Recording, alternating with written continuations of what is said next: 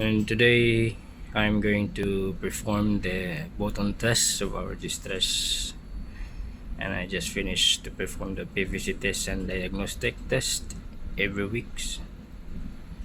So now I am going to proceed distress button test. So start test this mode. Continue.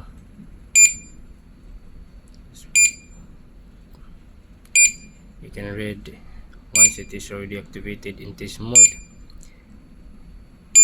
Distress buttons are under test. Cancel the test mode if a distress alert needs to send.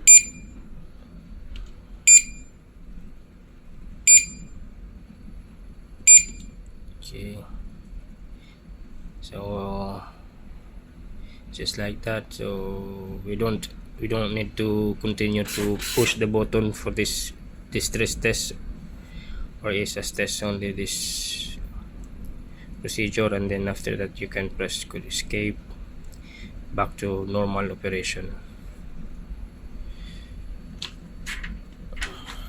and then press escape. So that's all for today. This is Inm-C for Uno.